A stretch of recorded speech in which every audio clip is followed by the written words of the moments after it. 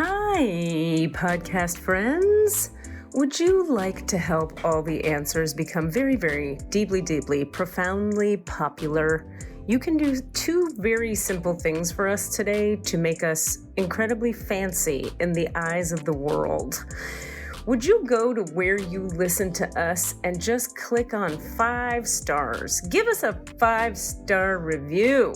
And you're going to make us very, very popular. Apparently, people who can support our podcast by giving us ads and such can't do so or won't do so until they see that we have like 50 bazillion 5-star reviews. So go to your local place that you're listening to our podcast and give us 5 stars. You don't even have to write words with your brain and hands. You just click the 5 stars. How easy is that? Also, check out patreon.com and search All the Answers podcast. And there you can donate funds in small chunks that then will make you famous on the podcast. We have 3 different tiers of support. You can either get a shout out on the podcast regularly, you can come on the podcast, you can ask a question where you won't have to be on the podcast, but your question gets answered on live air on the podcast, or various other gifts that we will give you for donating to us and helping us keep bringing you fantastic, sassy, irreverent, spiritually aware content. We love you. Patreon.com, All the Answers podcast. And please give us that 5-star review today. It'll take you 36 seconds. We love you. Welcome to that spiritual, actual, factual answers to questions you ask, and you find them inside you, recite you, reciting the records of Akashic. We laughing, we drafting the passion through various time for that comedy, dramedy, all of the fanciest, catchiest acronyms. Listeners, listen, we traveling, consciousness always unraveling. The reading you're having is mapping you back to your natural habitat. Abracadabra, it's magicless, fascinating. To top it off, the host, all the classiest. Now, what were you asking for? All of the answers? What? All the answers. Let's just start. Well, here's what I was thinking. We would frame it like this. What we're doing today is that, so let's put it like this. We recorded the end of today's episode first, and now we're going back and recording the beginning of today's episode. Yep. So you're going to get a reading that's going to be maybe disconnect. Who knows? Maybe we'll brilliantly weave them together. So what we do, the reading ends up being later. We won't say too much about it, but we're going to talk about spirit guides and guardian angels. And we end up doing, we meet Cassidy's and we meet mine. And it's actually quite profound, I think. Yeah. And like you have a whole spiritual experience that's visceral in your body. Spoilers. I know. I won't say more. Anyway, it ends up being cool. So I was like, if we talk now, taping this after, about the fact that we talk about spirit guides and angels, maybe that'll set us on a chit chat about something that has something to do. But we also talked about playing some silly improv games to like... And we also have the interview concept. I really want to let's do it. I have specific questions I want to interview you on, and I would love it if you then turn around and interviewed me for a half hour. I'll do you for a half hour. I'll do you for a half hour. Right now? Here? Yeah. This isn't that kind of show. Yeah. Okay, let's do it. How about if I get really close to the mic? Does it then become that kind of a show? No, I want you to do me. Do me now. You do me, then I'll do Katie. you. Okay, go. I'm so excited. Yeah, we're jumping in. Here we go. And you got this from... Well, I was listening to some podcasts, and as we do, you and I listen to our podcasts, and then we like geek out like, oh, maybe our podcast should be like that, or maybe it should be like that. And obviously our podcast is what the fuck it is, and that's great. But I was just reminded of the sort of energy of like, I would, especially around comedy, I am very interested in hearing... I would like to sort of dig into your psyche about how comedy works in your brain, and also also earlier memories of comedy. Like, oh, this is good. I want to get into that. So this is so good. I have some vague questions that have been batting around in my head, and we'll see if they sound like they're structured or not. But okay. I would like to interview you, and then I'm going to put a timer on things. Oh, good. We're going to do 25 minutes of you and 25 minutes of me, and that should give. Wait, is that too much? Nah. No, that's good. And then that'll be perfect to lead into the last. Also, how much sex can you really have after 25 minutes? Yeah, like if I'm going to spend 25 minutes on you, I hope that's enough. If it's not, that's fine. No shame. But then, like, I'm going to want 25 minutes on me for sure. That's how I think that's only fair. All right, here we go. Wait, I'm starting a little timer even. There we go. Just to kind of keep an eye on it. Yes, I'm glad. Wow. Katie Rubin. Hey, buddy. Hey. So you're a funny person. What? Smooth, right? Fucking smooth as shit. I think my first question, do you have a memory, younger, it doesn't have to be childhood, but it could be. Do you have a memory of like the function of comedy, of like when you went, oh, comedy is a thing that I can use in some way? Okay. Either to do whatever it is for you. Do you have a story of that ilk? Yes. Yep. I have a couple that come to mind. I want to say this. The first thing that comes to mind, by the way, this is magically and perfectly and amazingly so tied into a creative project I'm developing right now that I'm like really excited we're talking about this. Like you've magically done a magic thing. So I was not consciously aware. I didn't have a conscious thought as a kid about, oh, this is a thing I could use. It was more like it was so deeply baked into the way that my family avoided everything. It was an avoidance tactic for us of intimacy, of anything real. Like I would argue that my parents, we're just going to dive in, Cassidy. We're going right for the jugular. Get into it. The juggler. The jugular. Go for the juggler. The jugular. I'm a juggler. I know you are. I admit to the world. I think my parents were really unhappy in their marriage. Like, their marriage was technically unhealthy. My dad was unhappy with that. My mother, I think, didn't know anything about any. I don't know I don't know what the hell was happening over there. But my dad was clearly unhappy and medicating in various ways, and they were not healthy. Right. So humor, and you know, who knows about my dad's upbringing and how they used humor or how humor. I know that when he was in college, he got into humor like deeply. He was obsessed with Letterman when he was a younger guy. And all through my childhood, he watched a lot of Letterman and we all watched Letterman together. And Letterman is not really a thing for a 4-year-old, but hey. So I think my dad was so unhappy that his way of surviving his marriage and his having a child and his alcoholism, let's be real, was to like be hilarious and be edgy commentary. And he was very smartly, he's an intelligent man, and he would just sarcastically use humor to buffer the pain of his life. And it was so baked into how we functioned that I just learned how to do it from day one and never once thought of reality being a thing that didn't have that in it. Right. And not only was it baked into every moment and it was our survival tool as a threesome, my parents and I, gross. You're welcome. But for that image. But my mother, I remember thinking my mother would try to do it too, and she wasn't as good at it.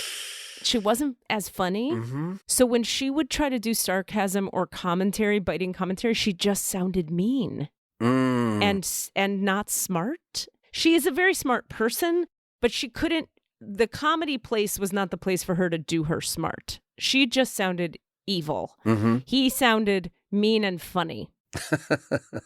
So by the time, like when you ask that question, it makes me think of this thing I did on some vacation we took. Did you ever see, oh God, this is so random, the Muppets episode, the TV show The Muppets? I know of it. The episode, okay, with the Muppet who sings Mana Mana. Okay. Mana Mana. Dun, dun, dun, dun, dun, yeah. Mana, Mana. Yeah. It's one of their oldest things that they've done before they ever had a show. I did not know that. What do you mean? It showed up on like the Ed Sullivan show, that act.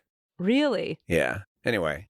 There was something catchy about it, wasn't there? It was like something really resonated with people about that. Anyway, so I, for whatever reason, I want to say I was 6 or 7, maybe 8. We went on some family vacation and I started doing that. And I was doing the body gestures of the puppet. I was like being the puppet in my body. And it made my mom laugh so hard that I remember I spent that whole vacation doing the Mana Mana puppet and really realized if I do this bit, she's not so angry. Oh, I know. It's really sad. Yeah. She's nice to me and we're having a good time instead of I'm feeling scared all the time. Yeah. I mean, it's really sad and trauma-based, but there you have it. Yeah. And so that was like, oh, I get if I use this tool, she's less angry. But I didn't get that it was comedy per se. I just got like, do funny thing, move like Muppet, mom not mad. And then I got real good at it because I had my dad to watch and I was a good mimic. And my dad, I saw what he was doing that was different from what she was doing when she would deliver rhythm and punchlines and jokes. I was like, oh, if you get the rhythm right, it works. So then I just like honed it and just got good at it. Plus, I had funny, smart friends in high school. So by the time I got to high school, it was like we were all outwitting each other. And because everyone was smart, I think you kind of got status points for being the one who could, right? Who could like outwit the group. Like if you were the funniest one, you were pretty powerful, at least in my mind. And frankly, and then I'll stop talking, I can remember thinking, like when I woke up years later to the idea that maybe there were other qualities in people that people valued besides being funny and like the fastest, wittiest one, it was devastating for me because I don't think I had spent any time developing anything else in myself. I was just like, that's all that matters because it was it was honestly the only thing that made me happy was being able to be like the sharpest, the fastest, the funniest. Right. So then I started meeting like adults who were like kind and listening to each other. And I'd be like, why are you being nice and listening? We're supposed to be funny. Right. Because the basis of a lot of our comedy, especially in that context, is one of capping, topping, winning, dominating, instead of like co-exploring humor with somebody, which is there, sort of branches of humor. And one is the boom, I gotcha. Topping. Yeah. Yeah. And then there's the other version, which is, did you ever notice? Which is a very different sort of energy. Yeah. Like yes and. Yeah, versus... the yes and of comedy rather than the listen to this, which is better than what you did, as opposed to, that's great and this. So that's, and I know I felt the difference. It's palpable. 100%. And I didn't learn about yes and until college. And by then the like topping you, winning the battle sort of dynamic was so baked in. That it was like a real learning. So then I felt like a superhero in college when I learned yes and because I was like, now I have two ways. I have all these ways. Now I can win twice. I can commune or I can win. Yeah, absolutely. No, that's such a common story. I feel like with comedians, like at least the sort of standard trope of especially stand-up comedians being like pain, just pain. It comes from pain. Oh. So like, you rarely meet a well-parented stand-up comedian. Right. Totally. Or not a good one, at least. You know what's interesting on that point? There's one guy I'm thinking of who has, I just figured it out, actually. I just got it as I was saying it, the answer to but I'll play it out just for the sake of the conversation. I have a guy I know who, I'll never say his name, of course, who, it's wow. Okay. He's successful. He does a bunch of acting. He's done a lot of touring as a comedian. I've watched him over the years. He's gotten better and better and better. He does well, etc. His parents were pretty loving, and I always have felt like when I watch his comedy, he's a guy pretending to be a stand-up comedian. Oh my God! Like he's a good actor who can play at a stand-up comic. Whereas I'm thinking of the guy, my dear friend now, who I dated in LA. I guess I won't say his name either, just to save everybody's everything. But he's like a stand-up comedian. Like he tells jokes, and you're like, that guy's a fucking comedian. That guy knows the game. Yeah, right. He's in the darkness, speaking from the darkness. He's not out here in the light, being like, wouldn't it be funny to be a comedian? Am I right? Yeah. He's like in it. Whereas this other person I'm thinking of is like I said, good at acting like a comedian. So I never really can get into his comedy. That's so interesting. So I was just thinking to myself, why did he even get into it? And then I remembered his family was very loving, which I think is part of why he's not as funny. Right. That sucks. But I know. But they were also very, very dogmatically religious. So some form of rebellion. There we go. I was able to be, I think I know who you're talking about, and I'll text you later. Yeah. That the religion was so damaging to him in a certain, and so fucked that he needed to have a edgy voice against his religious, nice parents. No, it's not him. I just dropped in the chat just for the listeners who I thought it was, and Katie's like, not him. That person I think is funny. I do too. But Yeah, I 'cause also that feel a person- little bit of that energy with him. No, there's a ton of that energy. But that person also happens to be funny because I think that person's mom and dad were really fucking toxic. Oh, okay. The Great. person I'm talking about's parents were like actually loving, nurturing people who But were also very strictly religious. Also, in one of the, I'm going to say this is controversial, weirder religions. Like one of the ones that a lot of people who are maybe not religious would be like, really? Those The guys? Those Yeah. guys? Yeah. So my point being, he was kind of funny because he had actual pain from the religious trauma, but not totally because he had a lot of love. That's so messed up. That's been my fear as an actor for so long that like, Yeah. and it came up in grad school for me, like not the comedy part, but the acting part being like, I had this empty well to not draw upon. Like they'd be like, interesting. find the inner blah, blah, blah. And I'd be like, yeah, I'm good. And they'd be like, well, there's nothing there then. You're not interesting.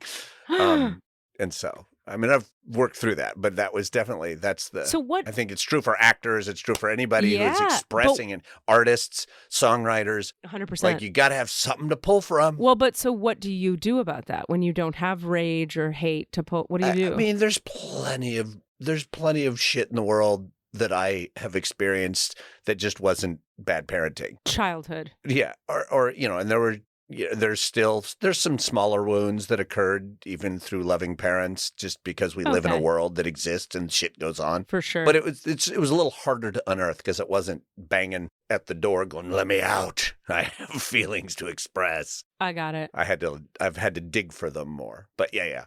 That's but also maybe why I've never been a stand up, I tried stand up once, Katie. Once. Literally once. And it went okay. And it was pure shtick. What do you mean? I like did some juggling and shit and made like I'm doing a thing and it's clever, but I don't even know if I made any observations. I think the best comedy in that one time I did it came out of an observation that was occurring in the moment. It came out of improv. Uh-huh. My best stand-up came out of some improvisation with the audience, like that makes crowd work. sense. Yeah. Right, which is relational, which you're good at. You're good at Right. relational dynamics. I'm good at topping because I'm Right. bad at relational dynamics. Right. So But I'm I've gotten I'm to a be switch good. and you're a dom. Oh, there you go. You're a top when it comes to comedy. You're the tops, Katie. Okay, so with that in mind, I actually shifting gears. Actually, I do have two more questions that are comedy related. One is, do you have a process, a specific joke writing process, or is it chaos? I mean, how does the development of a joke work for you? That's a big question, I know, but like, can you give a version of that? No, I love it. Yeah, 100%. Usually for me, it starts with anger. Okay. So I'm living life. Good. So we're still in theme. Perfect. Totally. I'm living life. I'm at a coffee shop and I go, what the fuck is this thing about? Like this fucking thing here? Like somebody is an idiot about something through my lens, or like the line is moving slow, or the way the cup is, or somebody's irritating me. That's where organic jokes that just come to me start. They start usually with I'm irritated. And then I know joke structure, so I can frame it in a jokey way. Another way they start is through something painful happens, and well, these days the way it goes is something painful happens. I joke about it. I write that down because it's funny, and then I have to do a healing process to realize, like, yeah, but actually you're in pain, so let's process this. But meanwhile, I hope you took a note before, so then you can revisit it from the headspace. Yeah, because, yeah. Mm-hmm. So, like, the healer part of me comes in after to treat the comedian.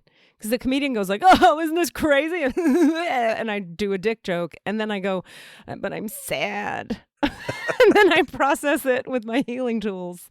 Oh, my God. I love that true. so much. Yeah. That's amazing. Like, I don't think I mean, we were talking about comedic tropes. I don't think most comedians are doing that. Well, I think they are. They're just not doing the second part. That's what I mean. They're not doing the work. Well, or the work is continually within the joke only. Yeah.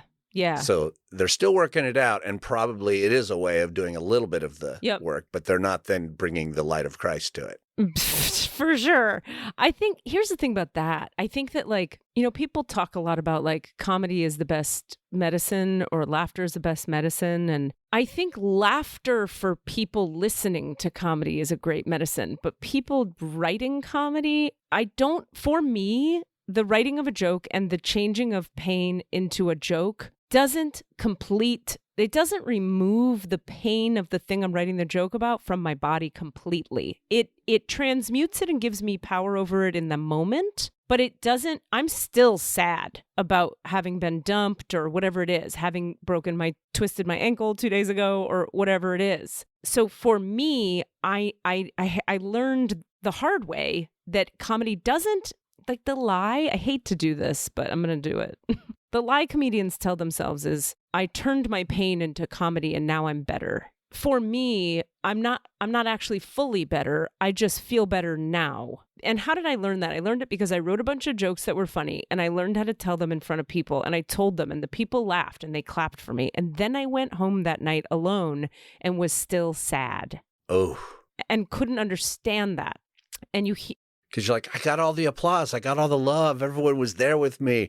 I fucking was on top of the world. And yet I'm still sad about that thing that we shared the joke about. And you go back home to your hotel and you realize, well, now I'm alone and this pain is still here. Wait, what happened? I thought it was supposed to have transmuted into jokes. And then the way the addiction cycle works with comedians is now you have to do comedy all the time. You got to do 3 shows a night, which is what they do. Yeah. 3-4 shows a night. You finish up and you go find an open mic somewhere and do a drop in and then run across town to Gotham and say, can I get on? Right. Because the reason being, the only way you know how to feel okay is when you're being funny and people are clapping for you. Ugh. But see, yeah, man, for me, I was like, all right, I see through the lie of that. I see that I go back home. At some point you have to sleep. And so you go home. And when you go home, that's where there's no more hiding. Like at home, I'm still sad. Okay, well, I'm not going to just medicate this, was my attitude, with more laughy noises. It's not working. It's a Band-Aid. Yeah.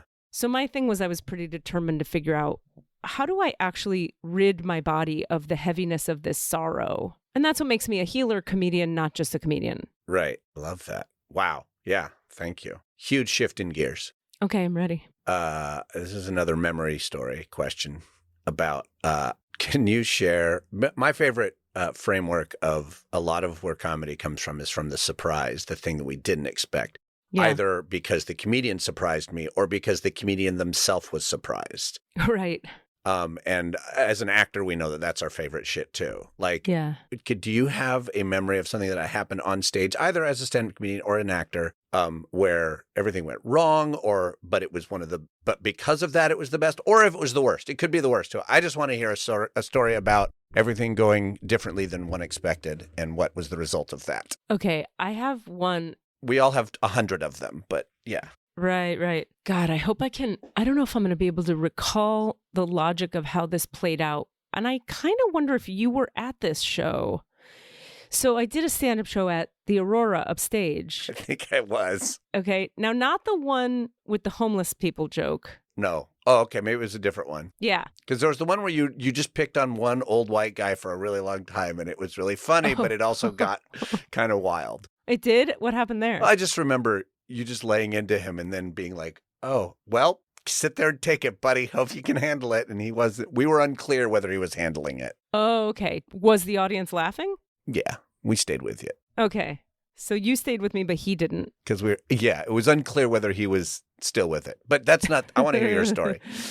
Okay, I did a few of those at that same venue. I know it was in that venue. It was upstairs at the Aurora Theater in Berkeley, and it must have been the night you weren't there. This very magical thing happened. God, I hope I can remember it. It's going to be hard to explain, but it was something like this. I do a joke about how high school is stupid because they teach you nothing useful for life. Like they teach you trigonometry, which you don't need. What you need is I argue that what you need is, how to dress cute to trap a man to pay your bills, Right.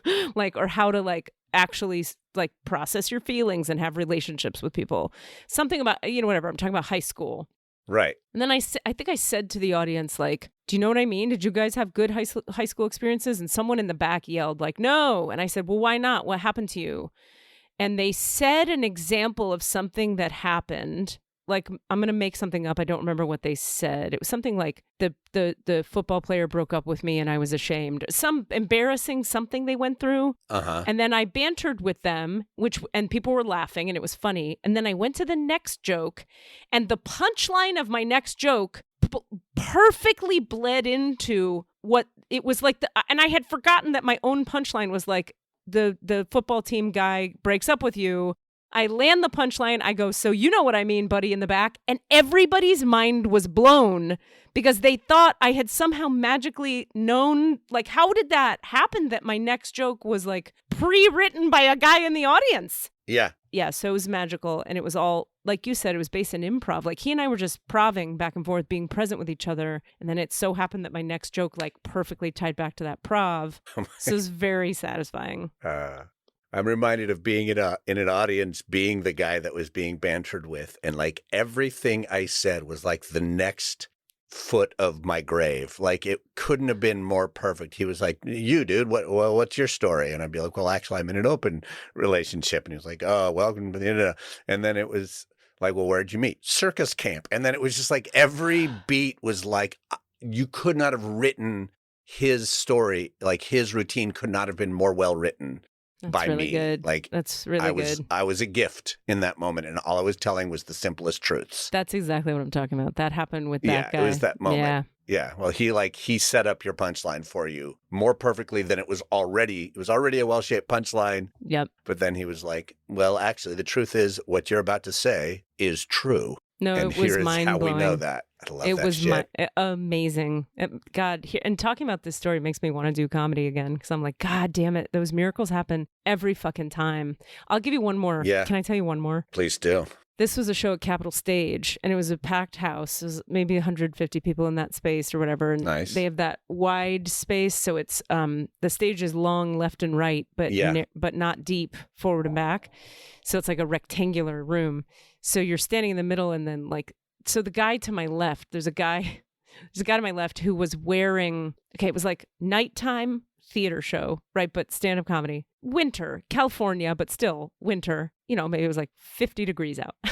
He's wearing like a business shirt, like a button down. I think it was a colored, maybe blue or pink business collared button down with shorts. Yeah. Like Hawaiian pattern shorts, Birkenstocks, so his feet are exposed to the elements, and he's heckling me badly. Like he's digging his own grave because he's like shouting stuff out that he thinks is funny, but it's so just awkward and terrible that he's already the butt of his own joke. So I'm just kind of blowing it off, and at a certain point I make a joke about dudes being idiots.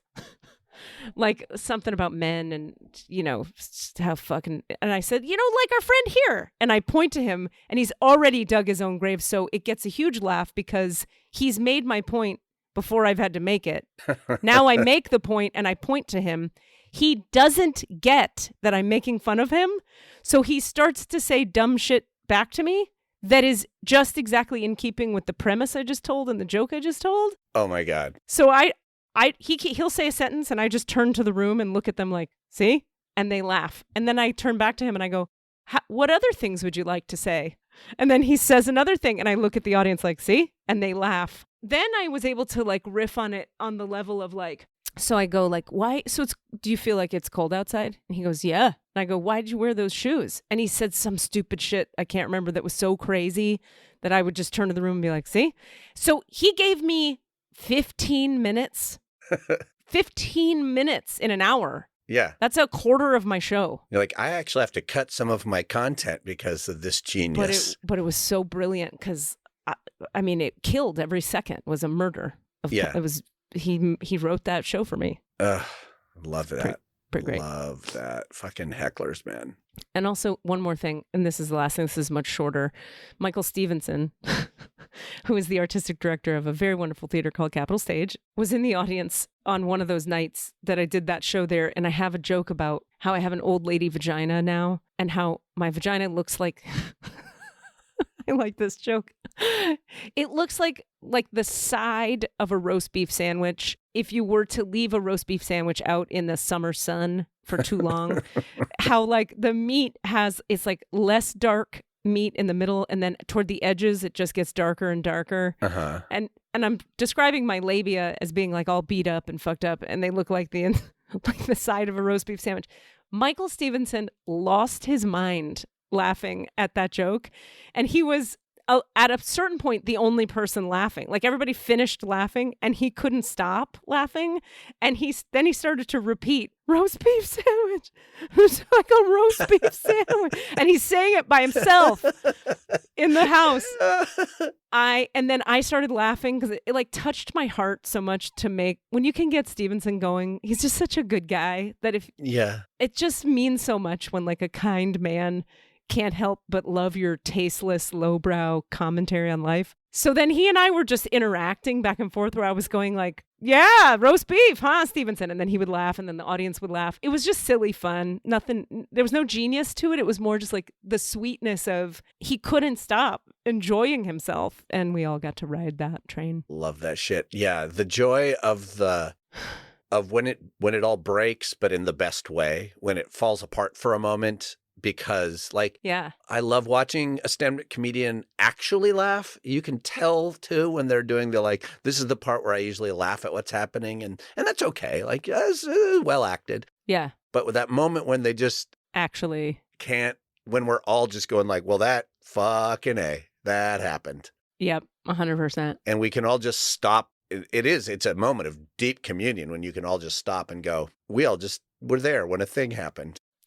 1,000,000%. I mean, it's a thing, right, that we talk about in acting school or any improv class or any of that stuff of like a real moment. Like, how do you create a real moment? And oftentimes with acting, the only way is for a mistake to happen. You know, somebody trips on a line and then all of a sudden you're all actually present. Oh, yeah.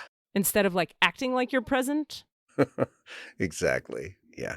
Which reminds me of something happened yesterday. I did a SP job, standardized patient job, which if the folks listening don't know, it's where medical schools and nursing schools will hire actors to pretend to be sick people and play a role so that their student nurses and student doctors can learn bedside manner and learn how to actually interact with humans. And yesterday I did one on Zoom and there were 6 students back to back, and I got to give the teacher, who was like the preceptor or the facilitator of that day. Sorry, I thought I was going to sneeze, and I wanted you to time out because I didn't want to yell in your ear. But I see. It went away. Gotcha. So I was giving the professor a little bit of feedback on each student, like my perception of like, how did that go with that student? Because they have the perspective of how did it go from a medical perspective, but from a human interacting perspective. So I wound up saying to this teacher, she was like, something was weird about that. What was that? And I go, I can tell you what was weird about it. It was that that student was acting very well, like they were listening to me, but they were not listening to me. And I can tell the difference between when somebody's actually listening versus when they're going, yeah, but they're not listening. Right. And I said, part of how I know is she asked me the same question 3 times in a span of 5 minutes. She didn't hear the answer because she wasn't listening. So she had to ask again and ask again. And if you remember, Professor, I actually said to her, yeah, when you asked me that the first 2 times, what I told you was this. And I did it intentionally for her to go like, oh, fuck, I'm not even listening. And this girl didn't even hear that. Yeah. That's like a direct thing to say to someone. You know, when you asked me that twice before, that would make most people feel a little embarrassed and like, oh, fuck, am I here? She didn't even hear me say it. That's how not present. So she was super not listening. So anyway, that little awareness piece became useful yesterday in that context. Did we answer all of the questions? We did. Do you have more? No. Okay. Is it your turn? The timer has elapsed, and fantastic. We should now switch positions and hats. And okay. Well, I mean, is it cheating if I ask you the same things? No. Except you can ask, or similar, not being a stand-up comedian. Yeah. Necessarily. Yeah. Okay. I'll start with one that's very similar to yours, and then we'll see where we go. What do you have a first memory of? Oh, comedy is a thing, and I seem to be able to do this thing, and it's helping me in some practical way in life. Yes, a couple of them. One is very specific. That it's not so much comedy as performance. This is I'm a 3. This is how I know I'm a 3, and I have been since I was 3. And I know it's 3 because the event was my 3rd birthday. Oh, really? And I'm pretty sure it's 3, not 4. This is the one part where it's fuzzy in my memory. It might be 4. Okay. 4 sounds more likely, but let's go with 3. And there's literally a cake. I remember having a cake, and there's people around, and there's the moment where I'm going to blow out the candles and we're all going to say the thing. And I think to myself very clearly, well, I should probably say something cute and clever, something like, hooray, I'm 3. And I remember thinking, not just saying, hooray, I'm 3, but thinking I should say, hooray, I'm 3. I relate to this. Because I will get a reaction out of that. I really get that. I will get the proper, and also it wasn't like I will win. It was like they need that. Oh, really? Yeah, they need me to say, hooray, I'm 3. Wow. And so I did, and oh my God, he's so precocious. He's so cute. That's so adorable. It's so, he said the right words in the right moment. Wow. Way pre any kind of video cameras or anything like that. So it wasn't that. And yeah, very clearly. And it's just now that I'm actually realizing that the part of it of they need this was very much there too. That's so interesting. When you realized they need this, what did you want from them by them getting what they need? I wanted everybody to have the right joy experience in that moment. Like, okay. Like it wasn't like they would love me more. It didn't feel like that, but it felt like if I say this, we can all be happy and move and then go to the next thing. Like this will be the button on this moment. Wow. Also, just that it was expected and that was needed and that was necessary. Like it was scripted. Wow. I remember feeling like it was almost like the correct thing to say because it was scripted. It's so, in my murky past now, but I know that memory sticks with me and will always stick with. I can see the cake right now. I can see the room. I know just what you mean about moments feeling like they're scripted and like you have to say the punchline now because this moment is going da-dun, da-dun, da-da, and you have to go da-da. Yep. I so many times have that experience even today where it's like a moment, I say the punchline. Yep. Like it's just there, right? Yeah. Yeah. Yeah. Well, those moments in improv where you just watch the thing coming down the road and you go, I wonder if it's actually going to go to that place. And then it fucking does. And you're like, I don't want to script this scene, but boy, do I have the right line to say right here to just knock it out of the park. It's really rare. That exact really sort of on rails moment, the moment where the improv scene feels like it's on a railroad track, right, going right to where it needs to go to. You're saying it's rare that happens? Yeah, I don't feel like that experience, because if it happened all the time, it would feel like we were scripting all the time in our heads ahead of time. And we try not to do that, but there are times when you're just like, oh God, here it comes. Yep. You know who I feel that way with whenever I'm on stage with Claire Slattery? I feel not in a bad way, in a way that makes me think she's a wizard. Yeah. I'm just standing there reacting to her, and then she says the perfect thing and the scene is over. Yeah. Like I don't even know what happened, and I'm dead. I 100% agree with you about Claire Slattery being one of those magical wizards who you just like, you know what, I'm gonna back your play this whole time because even if I know it's going to go to the right place. Yeah, and even if you try to do something else, doesn't matter. She's still going to zing you and finish the scene. And you're like, I didn't even know that's the scene we were in. But she was right. Exactly. I'm not mad about it. Yeah. No, she wins it. She nails it. It's perfect. Yeah. I think the other part of that question about, how did I know comedy was very Cyrano. I definitely Cyranoed early in life. It was my way of getting out. My name rhymes with ass and it has the word brown in it. So like it was right there already, like knowing that there was going to be, some version of mockery of my name. And so I just got out in front of it early on. And I totally Cyranoed. For those who don't know, there's a scene in Cyrano de Bergerac or in the movie Roxanne, if that's the one you choose to use, where he gets sort of bullied in a bar and he goes, Oh, my nose is long? Really? Oh, that's cute. You missed a couple, though. And then he just lays out the most brilliant litany of big nose jokes that is and just destroys this idiot and just shames him out of the bar. So I would do that. People would be like, hey, what's up, ass? And do a weak version of something. And I'd be like, that's pretty good. Have you tried Cass ass or Cass hole or Acidy Brown or Brown ass or Cass with the brass ass or, and I would just lay them all out. And then there was nothing left to hurt me with. Yeah. So was there bullying in your childhood? Sure.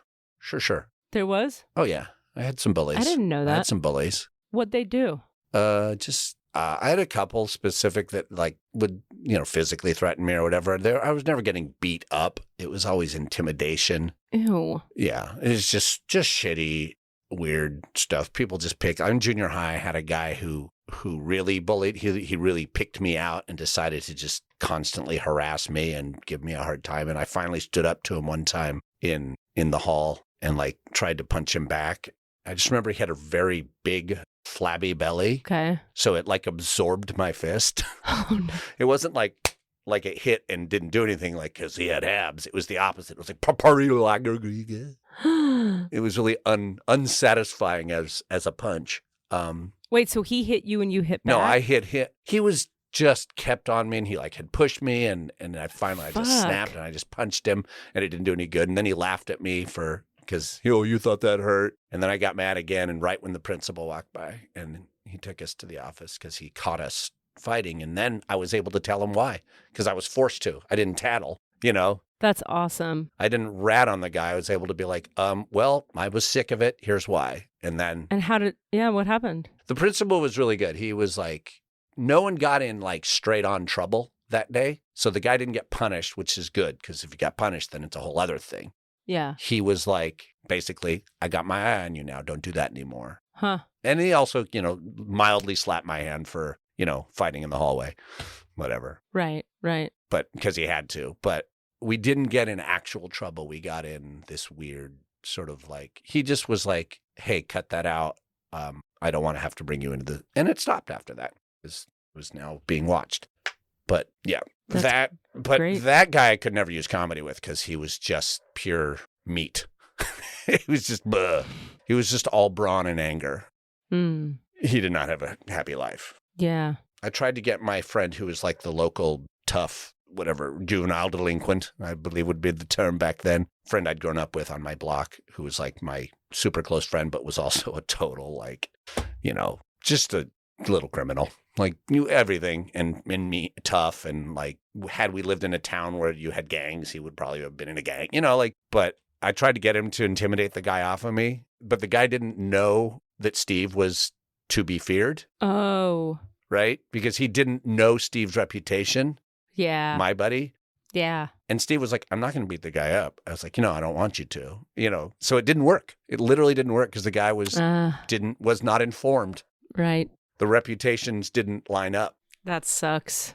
I just thought that was interesting. Anyway. That is interesting. Yeah. But yeah. Comedy did not work in that context. And in fact, probably me being a jokester was one of the reasons I was getting picked on by him. Interesting. What kind of jokester were you? Yeah, I was always getting sent to the principal's office for talking in class. I just, was constantly I wasn't a practical jokester. I hate practical jokes. Ugh, don't like them. Really? Oh yeah, I don't like playing jokes on people. I was never making jokes at other people's expense. I rarely did that. But I was, trying to get the giggle, trying to get the riff going always. And topping, I wanted to be the one running the riff, running the game, running the, being the funniest. Right. But it wasn't at other people's expense. I rarely did insult comedy or capping comedy. I did a lot of just I don't even know, observational or more funny voices. That's probably more what it was. I was probably more in the let's find something silly and then play it out. Right. Let's walk down this silly place. That makes total sense. In my early days. Later on, maybe more intellectual. But I mean, my family's always, we're very at home with fart jokes. We like the silly humor, the Monty Python, So I'm hearing you say that performing became a tool that you, in the same way you asked me the question about when did I sort of have an awareness of what comedy could do for me. you had that awareness around what performing could do for you. How did that then carry forward in time? Like, did it continue to serve you, those sort of performative awarenesses in life? Yes. After that moment when you were 3? I mean, honestly, the only, when you have the concept of I'm going to be something when I grow up, I'm going to be an astronaut, I'm going to be a veterinarian, whatever people say, I don't remember anything but I'm going to be an actor or a performer of some kind. Yeah. And I mean, one of the embarrassing things that my mom would always say, and she's been probably saying this since I was quite young, you should make a routine out of that. Like a routine was a thing. Right. Like, and I'm not sure whether it's a juggling routine or a gymnastics routine or a stand-up comedy set. But if something funny came up or I did something funny, my mom, very encouraging, but I always felt weirdly embarrassed by that statement. Okay. Like, ugh, Mom, shut up. That's weird. Don't say that. Was it because of the word routine? Maybe. It felt very like, yeah, like, that's the wrong thing to say, Mom. Yeah. You don't say it like that. You say something else. Yeah. Like, I don't know what the alternative is. It's her being encouraging, but it was always like, ooh, that's funny. You should make a routine out of that. Yeah. She's a little nerdy and on the outside of it. Yeah, exactly. But yeah, that was a phrase that followed me all the time. And I wasn't one to make routines. That was the thing, is I was like, I don't do routines. Meaning? I don't do stand-up comedy. Like, you don't put things together, you interpret language that exists. Yeah, I don't think I do. I don't necessarily create things out of no things. I'm blown away by that, frankly. You and all comedians that I watch, like, that's a thing. You have a thing, you write it down, and then you like do it. Parse out the joke. That's amazing. I improvise. It's lazy. I get to be lazy. I just get to like shit it out and hope it works. Well, it's so great with improv because you're just responding to life. And the life is happening on stage in the moment.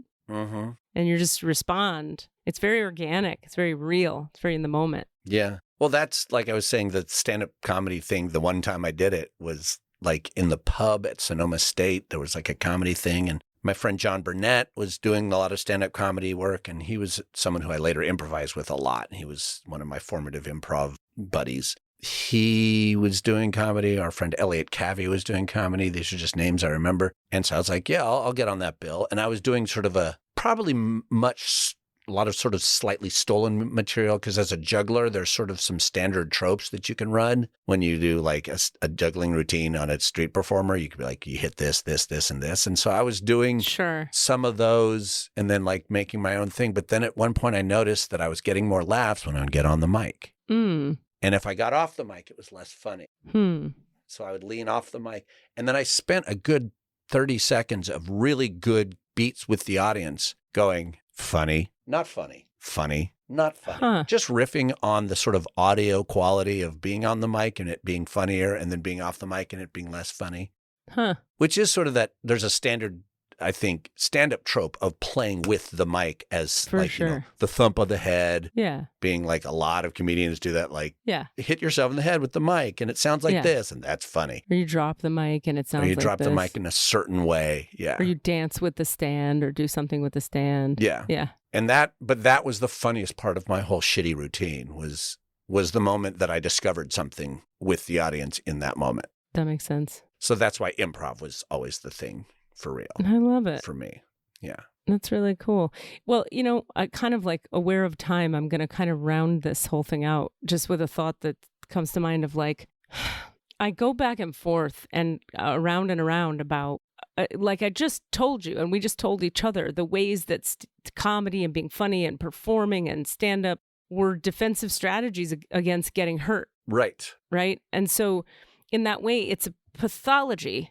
Because defenses are pathological. Not entirely. They're survivalist, I should say. Right. And they can become pathological. So where I go around and around all the time with like, if something is survivalist and it's a defense against something else, is it something I want to put my energy in anymore? Like I oftentimes don't do, like I used to have more drive to do more stand-up because I needed to say these things I was mad about. Yeah. Now I just have less of a need for that because I just process the sadness that's under the mad and then I just don't need to talk about it. Or like I talk about it for 5 minutes with you, or cry in a therapy session, or talk with a friend and go like, and process it. And then I don't need to do a joke about it. So it's a weird thing to be sitting here now and going like, well, should I tell, is there another reason? Could I find another reason to tell jokes since I'm decent at writing them and I know comedy rhythm and timing, and it really sure helps the other people? Like That's the thing I was going to say. Like the gift of the perfect show of being in an audience when laughter is occurring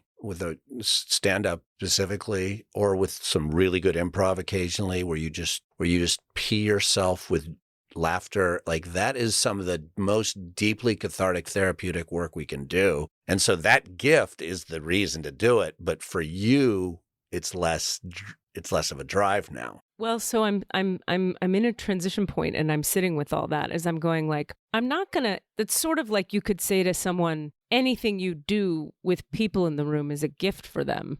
But does that mean you need to do that thing? Like, I mean, if I were to arrange flowers in your bedroom, that's a gift for you. Right. If I were to, I don't know, preach about consciousness and God, that's a gift for you, depending on who you are. If I'm going to lecture about how the brain works, that's a gift for you. But those are all 4 different careers. Do I have to be a neuroscientist because that helps you? No. Like, you might want to do things that contribute to people that you also get something from. Like, it's fulfilling for you to do it. Right. And it gives them joy. So I think that's the question I'm sitting with, is like, is it still fulfilling for me, given that I don't need it in the same way? Right. And I don't have an answer. And I think the way I'm going to find the answer is I'm going to have to do it again and find out. Yeah, I would say, though, the difference between that and the like neuroscience and arranging flowers is it's a gift for them that you can do, that you have you have the ability to do. So like, that's why, like, it's almost like the communist thing of to each according to their need, from each according to their ability. Meaning, well, you should is a dicey word. Let's maybe not worry about the word should, but like, yeah, like you should do it. No, fuck it, I said it. You should do it because you can, and it's a gift. But what if I can do a lot of things? Right. Which I can. Could give people handies on the corner if you wanted, you know. No, but I mean, really, and that would be a gift to a lot of people. True. But I can be an energy healer, and I can speak about consciousness, and I can tell jokes, and I can act in plays, and I can't. That's a lot of things to can. Yeah, it's true. So at a certain point, you have to like go, well, you know, pick one. There's only 8 hours a day. So what's most important? Yeah. For me. Right. For me. And I don't have an answer right now because I've been through so much transformation internally that I'm like, well, fuck, I don't really know. I think I'm going to have to try and see what the new reasons are. I mean, for me right now, moments of, the me part is definitely still like deep arousal almost from the moment I have that communed moment. But I don't get to go into the records necessarily and hang out with people in the records and have that communed moment. So yeah, you have that. So that's I'm talking this out in my brain as you say it. Like, yeah, like you don't necessarily need to like spend a bunch of hours writing a bunch of fucking jokes and then do them once or twice for a big audience who laughs a lot and you had a great time and you get that community experience. But you're like, I'm getting that community experience weekly with my healing classes. Right. You know, or with, talking on the podcast, and like you're getting that in other ways, and you're still giving while getting. Well, so you're right. You can pick a couple to cut away.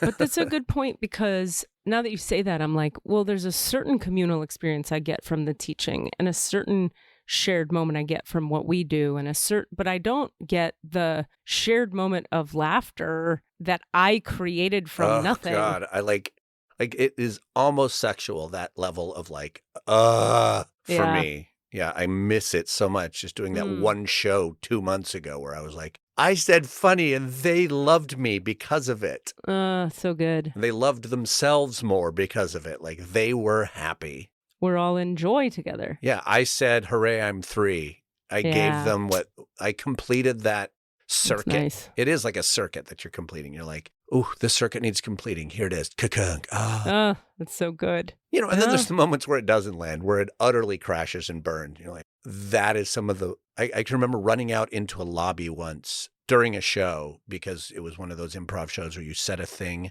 where the audience gave, like, endowed you with something and you couldn't know what it was. So it's like a secret. There's improv games where there's secret shared knowledge. The audience gives a suggestion to the other players, and one of the players has to not hear the suggestion. And so I'm out in the lobby with another actor, not listening to what they're doing inside the show. And it is going so badly. The show is so awful that we both just look at each other and kind of hold each other's arms and just go, oh my God. That's all we could say. Oh my God. Oh my God. Oh my God. What do we do? Oh my God. What do we do? Because it was like, we got to go for another half hour with these people who hate us. Oh boy. So like, what did you do? You're still running that risk of having the opposite experience. And what did you do? We just muscled it out, but you can't. It's that thing where once desperation enters it, you can't try harder. No. You sure as fuck can't try harder. No. Try harder is the worst thing you can do. Mm-hmm. You almost want to try less. That's the thing. I'll finish. I'm going to unrequested tell my favorite failed improv moment. Cool. And then I have to go. In history. Okay, great. And then it's simply this. Yeah. We did a show at a retirement home. Nope, sorry, a nursing home. I remember this. You've heard this story. Me, Sam Shaw, and Dan Ronco, I think. And Sam just really wanted to do a show at a nursing home, so we did it. We're like, okay, this is going to be a thing. So we're up in front of all these people, literally in wheelchairs and stuff, who've been like wheeled in, and they've got like their pudding or whatever, and they're barely with us. And it's fine. It's not great. It's not great, but it's not awful. It's just kind of amusing. Okay. Because the stakes are low for us. We're just like, just do your thing and leave. Yeah. But at one point, we're getting suggestions. Only one guy's giving us responses. He suggests artificial hip or something at one point, which is actually a really good suggestion for like something you might give as a gift. And he's like, artificial hip. And I'm like, that great suggestion. And then he's like, but some people might want it. Maybe they might not want it. And he just keeps talking. So we're like, okay, that's cool.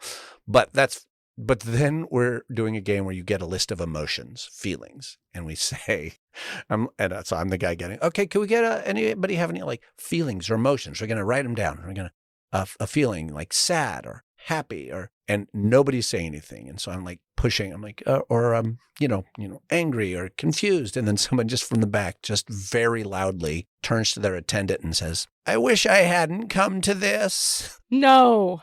Just says that. I wish I hadn't come to this.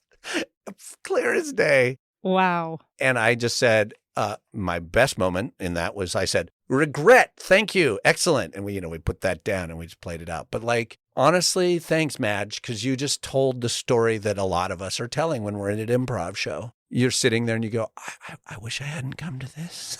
So now we'll always have Madge. It's my favorite quote ever. That's unbelievably so... my mind goes like, I don't understand dementia yet, thank God. Right. How in your mind do you end up saying that out loud? Yeah, I don't even think that isn't even, I would argue that's not even dementia. That's just present. That's present moment, she's got no fucks to give in that moment. She's like sitting there going, what the hell is this thing? But to say it to the people right. doing it. She just was saying it to her attendant. Maybe she thought she was whispering. I think that's what I'm getting at. I think that's what happened. Yeah. And that's the comedy of it, is that she thinks she's just sharing a secret. Like, God, this is not great. But she said, I remember hearing from an audience one time, oh, I don't like her wig at all. The lady just thinks she's whispering to her friend, but she says it clear as day. And we all hear it. So... we kind of love those things and hate them at the same time, but they're great a couple weeks later. Yeah. Or even a couple hours later. Yeah, exactly. When you can laugh at them. So thanks, Madge. Well, this has nothing to do with angels or spirit guides, but here we go into that topic. You're welcome. Yeah, enjoy.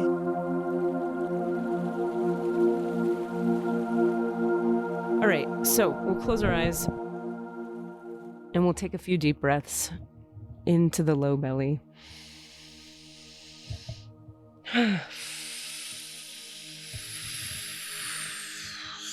And we'll feel our feet flat on the ground.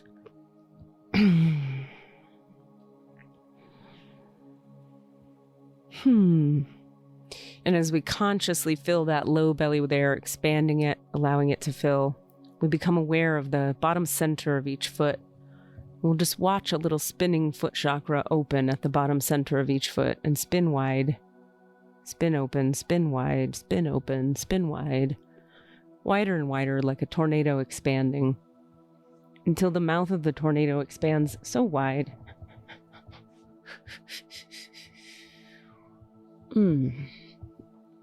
That the entire surface area of the bottom of each of our feet becomes an open plane of energy, like an open window.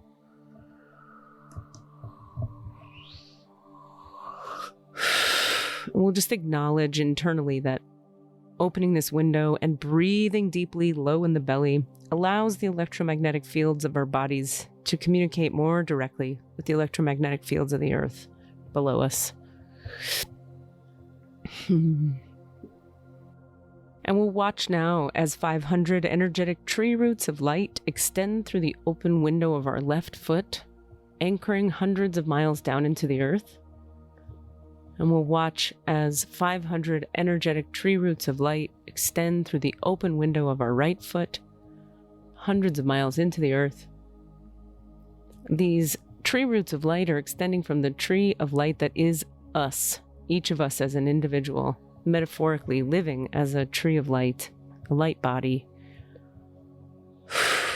We'll watch that those 1,000 roots anchor down and in.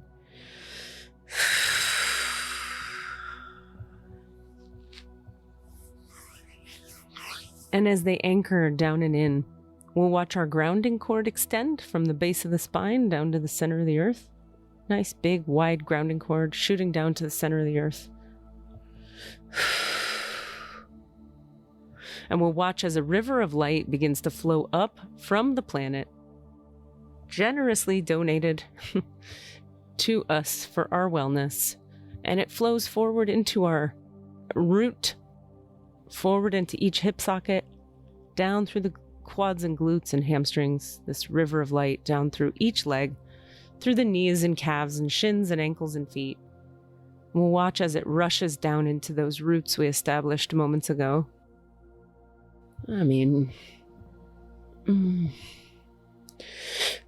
Giving us a nice three-pronged tripod grounding structure.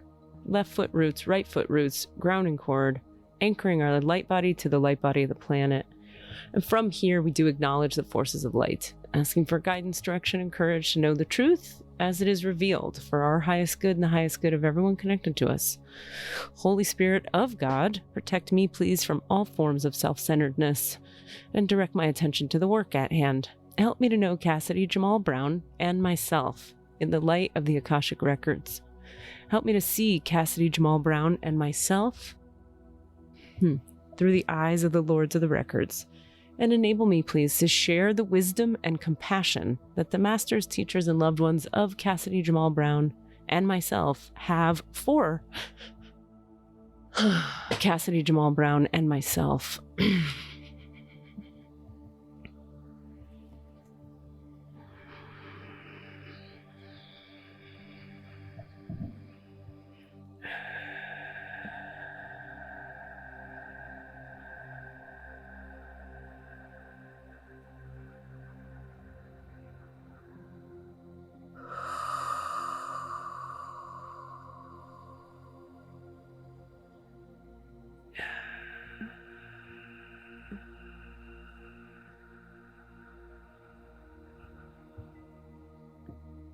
And I'm asking the record keepers of Cassidy Jamal Brown to deepen me into his alignment and his records.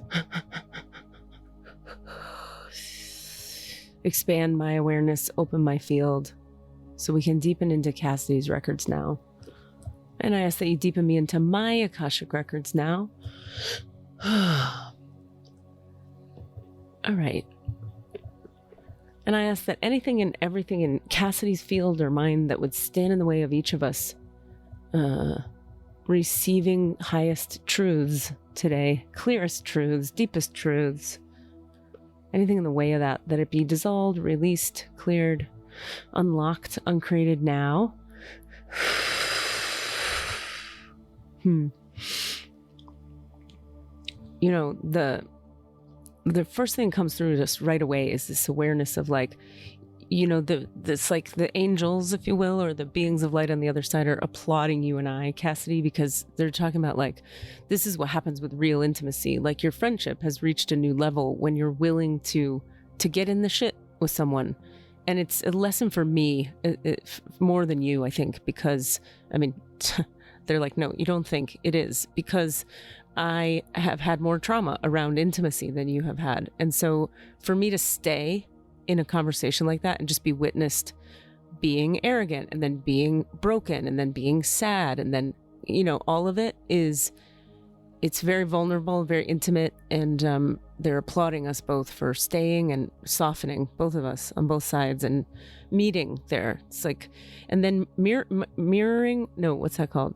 Modeling that for the people, you know? That's the point of the podcast, is to model what's possible. And you're correct that it's a spiritual experience, what we're doing there, because when the hearts connect through vulnerability, that's how you access spirit.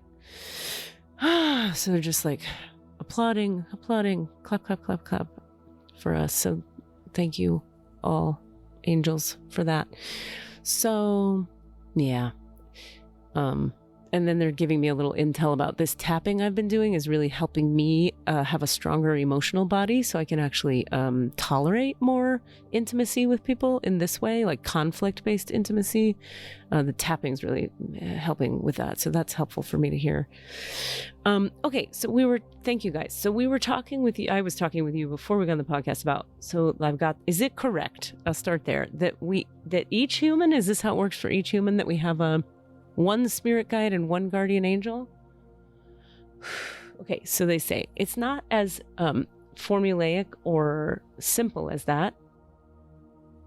Different people need different teams. And so,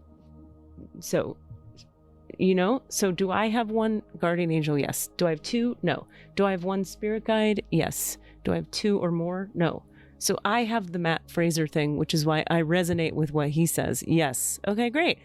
Okay, how about Cassidy Jamal Brown's record keepers? Does Cassidy have one guardian angel? No. Two guardian angels? Yes. Three? No. Two guardian angels? Sexy. And spirit guides? Does he have one? Yes. Two? Yes. Three? No. Two spirit guides. Wow. Funsies. Gemini. I'm a Gemini. That's great. Oh my God. All right, so I'm gonna wrap up with my questions first, then we'll go right over to Cassidy. So I was wondering, is really, do you each have a name? My spirit guide and my angel. Do you guys have names? Yes. And so, is it Galadriel? No. To be fair, I wasn't in the records, I think, when I asked. I don't know, maybe I was. I don't remember. So what is my guardian angel? Can you tell me your name? Oh. Okay. I'm so giggly right now. Oh, that's great. Wow. It is like the thing you said, Cassidy. They're like, okay, I can see this angel very clearly right now, and it is saying our names don't translate. So we give you words that you can identify with. Galadriel just felt angelic to you, so that's fine. And Thomas was funny. Yes. And we know you like funny. Is that the same we gave you Thomas. with Thomas? Yes. They're like, you can hear Thomas. You can receive that as a spirit guide name. That's his name. Now, but they are saying it's different for the angel and the spirit guide. The angel has a more amorphous, you could say, or non-linear or non-English languagey name because they are less, they're even less in the realm of duality. Angels are fully bowed and surrendered to God's will and the love of God. They're just servants, blind love slaves. Whereas spirit guides usually have been in human form and are not now. So they've lived in duality, so they're closer to duality. So their name isn't going to be like, yeah, because they're not that high up. They're not in that realm, in that vibe. So Thomas, I have a question. Yes.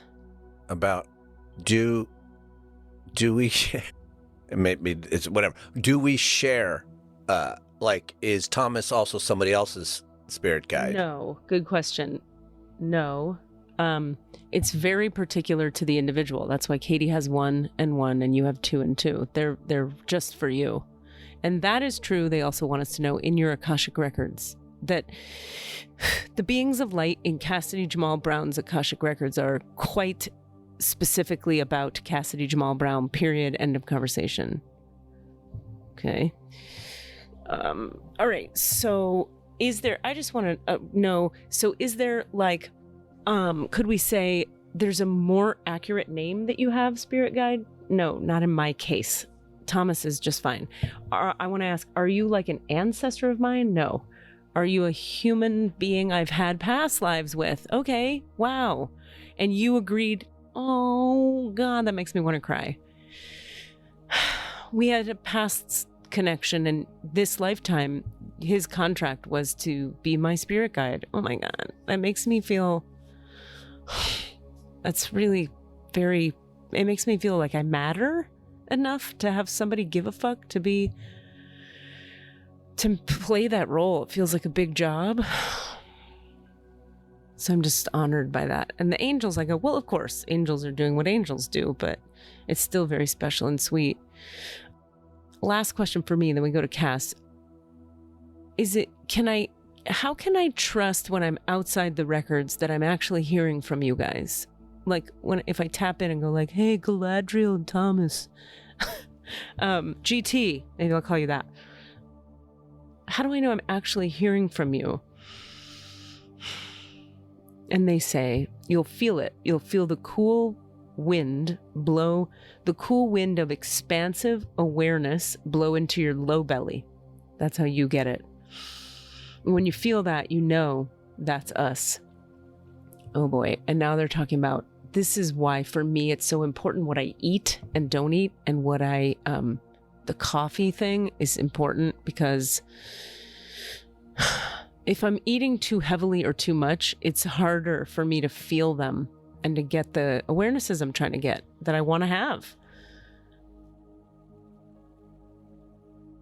And I lied, I have one more for them, which is, I often think, you guys, GT, that I'm asking you guys for questions and I'm opening the records and asking guidance because I'm like, this is my judgment of myself. I'm so fucking all over the place and I have so many desires, and I'm such a Pisces moon, I can't make any decisions, that I need you more than the average person.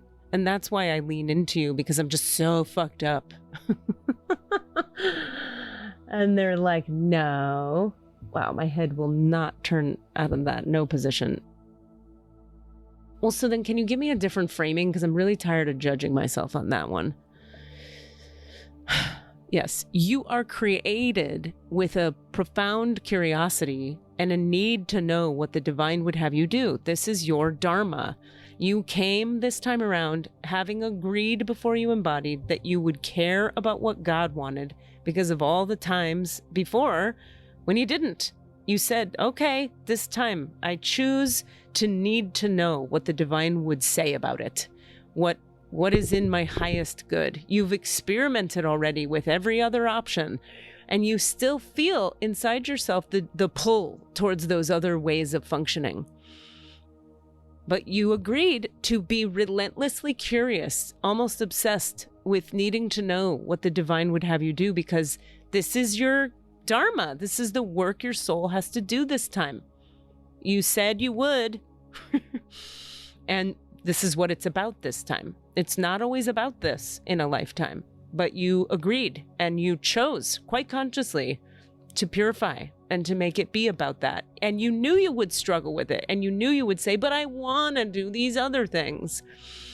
And you knew that there was something holy and correct and aligned and deep and activating and spiritually aligned about wrestling with that.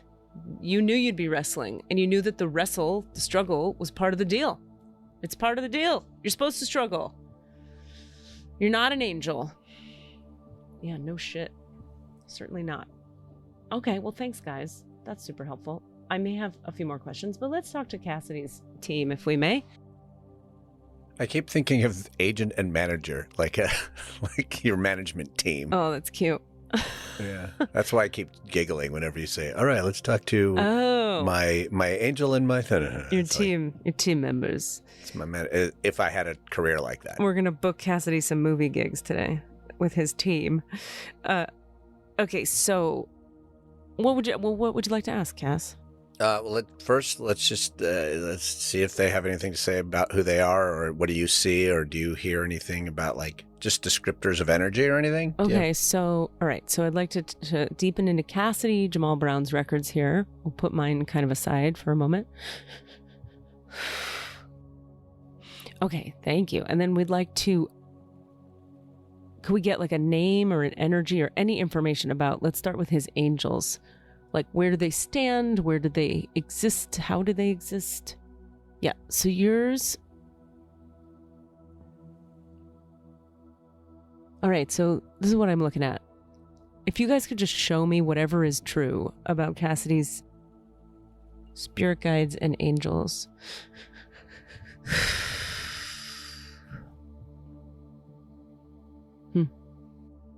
So right behind you, left and right, are the two spirit guides. Right behind you to your left, right behind you to your right. And then right behind them, left and right, is one angel each. Yeah. And, I don't know what this is, but there's an energy of pushing you forward. There's a pushing. They're like, almost like you're on a cart that the four of them are pushing forward in time-space. Fast, too. They're like, push, push, push, push, push, fast, fast, fast. What's that about? I don't quite get what that's about.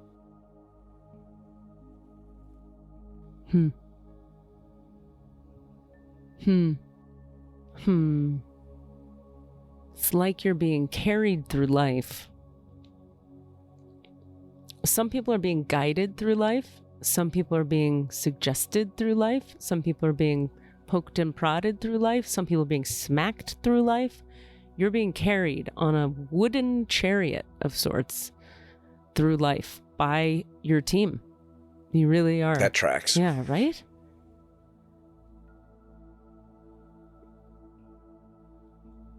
Yeah, it's nice. Okay, what else would you like to know, Cass? Do you have any, like, energy of... I'm just curious at, like, what you get when you see them, because I don't see them. Like, I don't perceive... I'm not perceiving, sure, except for... there's a faint perception of behindness in my body right now. Okay. Well, I wonder... I mean, I've created some pictures in my head brain. Yeah, but sure. I don't know if they're I wonder... accurate. Here's something. So Cassidy's spirit guides and angels... Could you do something that would help him feel you? Like, could we do something here now that would make you guys knowable by him in a visceral way?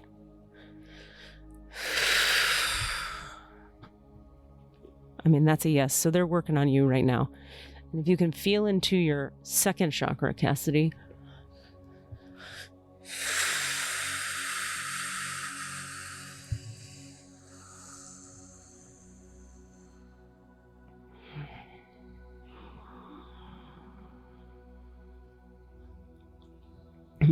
And so they say, that was a nice piece. We just did a little piece there. And they're like, this is the reason to develop a spiritual practice and to do more energy work is to have an easier time perceiving it. It's not like you can't do it. You just have to clear out the pathways in your body being that allow you to perceive what's actually already going on. So that would be a choice for Cassidy to make, they say, if he wants to do more energy work, open his field, activate his light body, align himself with spirit, the way you're taking people through class all the time and teaching them and showing them. If he wants to do that, he can do that. He can choose to get more deeply on his own spiritual thing, and then he'll just feel them.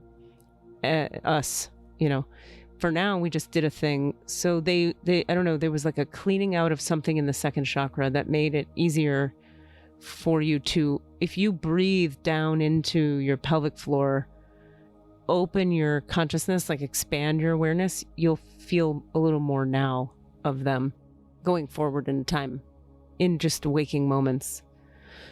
That's one thing. What else can you show us, his spirit guides and angels, about your presence and how you exist? And yeah. Huh. I'm just gonna sit here for a second. Wow. Is that because of what we just did? Okay. So because of what we just did, what I'm watching is this. It's like, if you imagine yourself sitting on a wooden cart, like a horse and buggy type cart, with no roof and no horse. So wooden seat with two handles, wooden handles behind the seat. And imagine like each spirit guide is holding a handle, and then the angels behind it are holding the spirit guides up. They all just merged into you. Like the wooden seat entered your second chakra, the spirit guides entered through the handle they were each holding, and the angels entered. And they all entered like through your back and anchored down and in through the second and first chakras, such that the carriage, you are now the carriage. You are the carriage, and you are that which is, gosh, it's like you're merged now with the spirit guides and the angels. So for you, you can, and I'm watching them slowly, it's like they anchored down and into chakras 1 and 2 first. Now they're like, if you imagine like they're just like slowly merging into the rest of the upper chakras, 3, slowly coming into 4. They're still kind of halfway out of your body at 4 and above. It's very interesting that they would slide in down there, because most people have so much to heal in chakras 1 and 2 and 3 that it's hard for high vibrations to enter there, like at that level. Anyway, so that's interesting. But with your history, it would make some sense too. When you wish to communicate with us, think in your head, hi, angels and spirit team, spirit guides. What should I do now? Or like, practice with small questions. Shall I go to the grocery store or shall I go to Burger King? And you'll hear an answer in your head or feel a feeling in your body. And you'll know the grocery store feels cleaner, and that's us. You go where it feels brighter, cleaner, shinier. Now, sometimes Burger King will feel cleaner, brighter, shinier, and that's because there's something there for you. Like, you know, a person you run into, or just a fun time. Yummy fries. Or fries, or whatever it might be. Exactly. So just try not to, the main practice is to not have preconceived notions about which one is going to feel cleaner, brighter, shinier, but to wait, you know, to listen in and feel.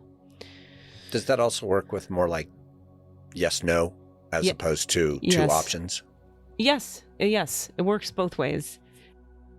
And something you could ask us is, show me, please, angels and spirit guides, what does a yes feel like in my brain and body? And what does a no feel like in my brain and body? And then feel and wait and perceive. And then you practice trusting that and playing with it. Wow, they're really merging right on in. They're just merging I just felt something. In. Yeah? One of my rare actual visceral feels just happened. They just slid into my shoulders. That's literally what I just watched happen.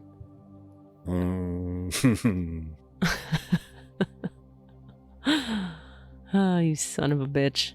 God damn it. Every once in a while it works. It's on me. Well, I mean, it always works on me. It does. It's every when once you in a while, do I it, actually it get works. to feel it. Yeah, when you do it, you get it fast. Like most of us have to do 20 years of stuff to get little. Anyway, fucking A. Well, they're pushing my cart, so you know. Yeah, it's really nice now. They're really aligned in there. So practice, it makes perfect, is what they're saying. Talk to us, listen and trust, feel. Ask what is a yes, ask what is a no, how does it feel in my body? And then you got to play with it. That's why we're suggesting start with small things. Don't be like, life purpose, please. But start with, you know, call this person now or get a Coke Zero, whatever, small things. Other questions. What else do you want to know of them? And by the way, now it's all very bright. It's all very bright. The whole energy is different. Your whole body's energy is different. Yeah. Yeah. I feel a little more upright, a little less pain in my back. I feel a little more supported.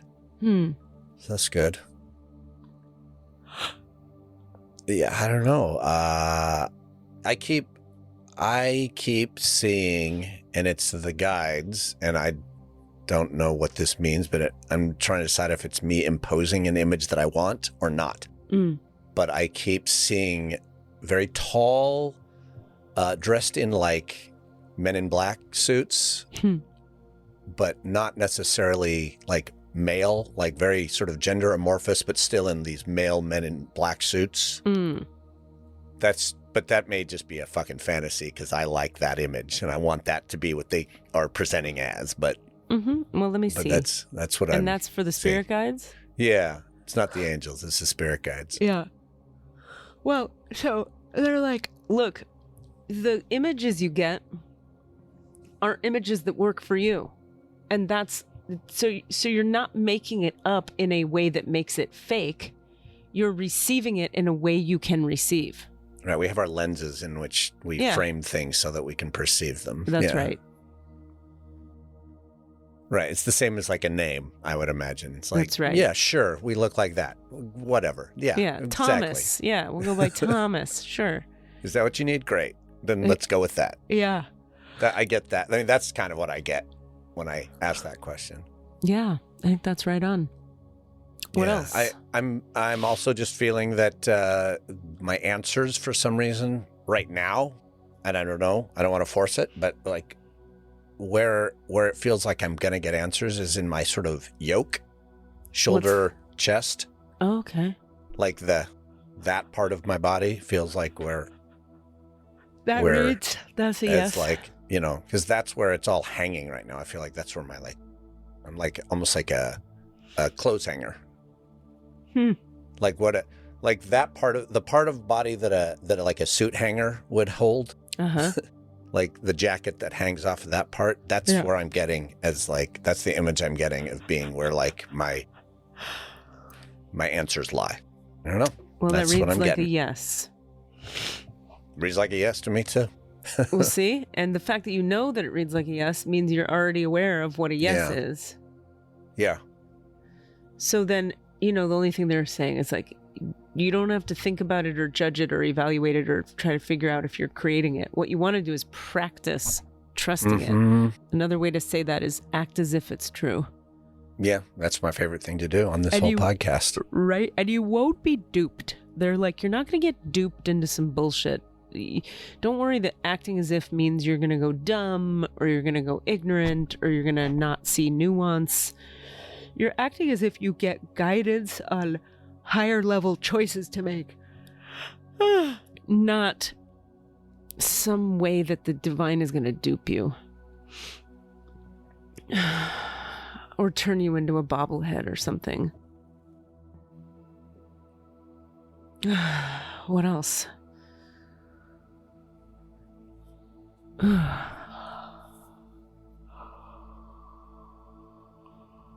I was just asking, like, show me a no in my head. Yeah. And weirdly, it's my left shoulder only. Just the shoulder itself pulling down is what I got just now. And maybe that's it. Maybe that's not. I'm going to keep playing with it. I don't want to lay anything on it yet. Okay, let's play with it for just a few minutes here. So can you ask them to show you what a yes is? Or did they already do that? Yeah, it's a double twitch sort of shruggy up. Oh, cool. Okay. And then that had been happening. Like, that's how I knew that that's where it happened. I see. Both shoulders all the way across kind of go, hey. Great. Okay, great. Well, that's cool. Yeah, that's neat. This is a fucking new experience for me, Katie. That's so cool. I'm so glad. Yeah, I've never had this direct communication with anything. Awesome. Well, is there anything else you want to ask them? Yeah, I don't actually have any questions right now. I just I want to let the experience of just the visceral experience. I want to just live in that now. So I don't want to. Cool. I don't have anything else right now. Okay, well, for whatever it's worth to you, there's a lot of energy clearing. That's the yawning I'm doing, is a lot of sort of just a little bit less high vibe frequencies dissolving out just by them being so close to you, so inside of you. There's a detoxification of stuff, like a density removal. And this is just what happens for everyone. Path. Less and less density.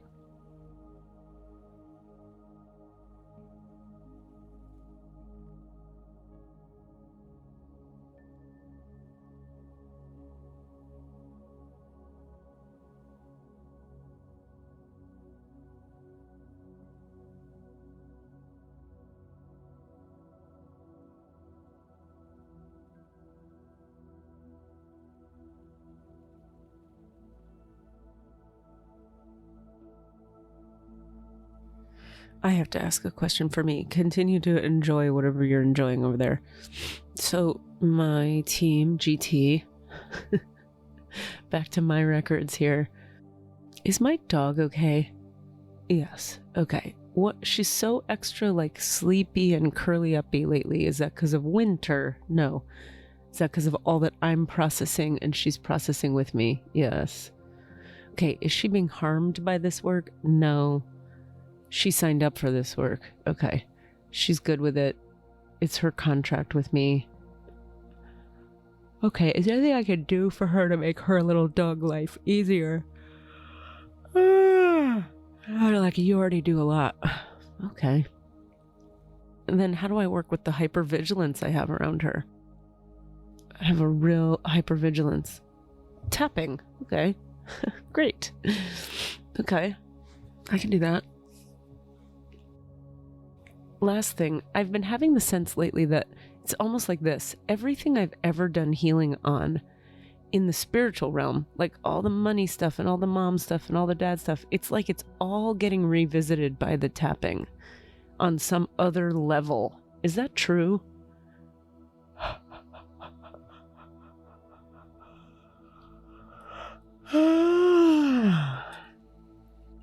There are certain pieces that can only be fully brought to completion through the tapping for you at this time emotionally. It's not everything you've healed, but it's 46% of what you've dealt with in the spiritual realm that affects the emotional realm, but needs to also be processed in this particular way. And you're doing well, and you're doing enough, and you're doing great. And the other day I asked you guys, how many more deep, intense sessions do I need before I'm complete with it, with regard to my relationship to food and all the old stuff that causes it? And you gave me 5. Is it still 5? Yeah, no, you did 1, so it's 4. Is it 4? Yes. Is it more than 4? No. Less than 4. Okay, so it's 4. Wow. And they're like, for all the work you do, you could do with a little trust yourself. Like, you get a lot of clear guidance. Trust. And I go, I get it, except sometimes, it's not an exact science, so it's hard to... Sometimes you're a little off about this or that. And plus, I've asked you guys about, like, timeline shit, and it's always fucking wrong. When I ask you about my timeline shit, I'll be like, you guys know what I'm talking about. Is this going to happen by this time? Yes. And then it fucking doesn't. So I don't have full trust. Can you help me understand what's up with the timeline deals? Because you get what I'm talking about. Yes. Okay, let me listen now.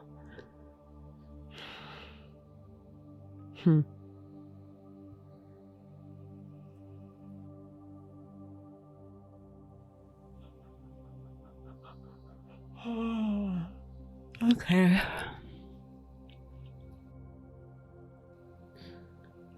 The timeline guidance gets more and more accurate for yourself. You're already pretty good at it for others, but it's hard for yourself because of what hasn't been tapped through yet. In other words, your emotional stuff that needs to be tapped, processed, tapped, whatever, affects your ability to perceive time responses correctly. So in other words, you're hearing what you want to hear because on those questions, because those defensive energies, those unprocessed emotional pains in the particularly 1, 2, 3 chakras area are unprocessed, and it's not that much to go. You're doing great. Make it hard for you to get accurate time reads. Time reads are the hardest reads to get for human beings because time doesn't function. When we're communicating to you guys about time, you have to understand we're speaking Swahili and you speak English. And time does not function in our realms the way it functions for you. So if you say soon, it doesn't mean to us what it means to you. Also, if you say 3 months, you've got some projection going on there because you want it to be 3 months. And I say, I know that goes on.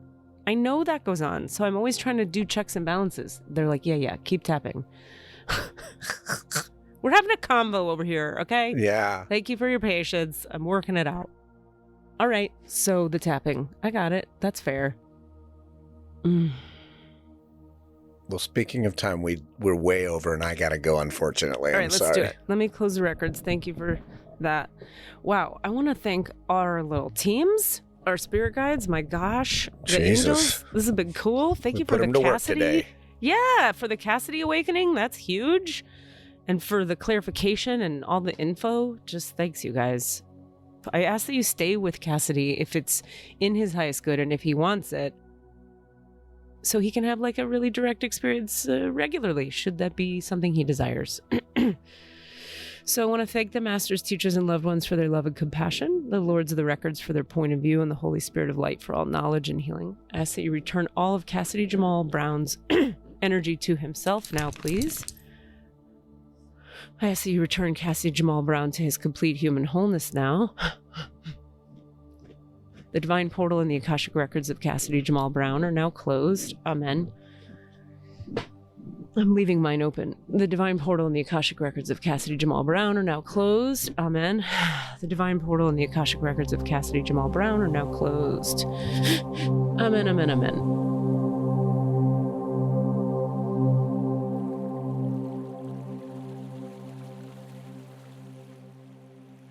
Bye, y'all. That was great. That was fun.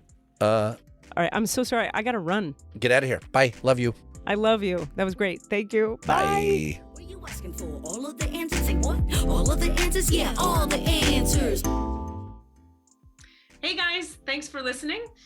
We'd love to hear from you. Please email us with your questions so that we have questions to answer in the Akashic Records. Our email address is allanswerspod@gmail.com. That's allanswerspod@gmail.com. And if you'd like to find us on Facebook or Twitter, it's @allanswerspod, @allanswerspod. Thank you. Desmond, start editing now. Okay, No, great. I think we keep it in. Mixed and edited by Desmond McNeese for We Mixed It, LLC. Go to whatsoundsawesome.com.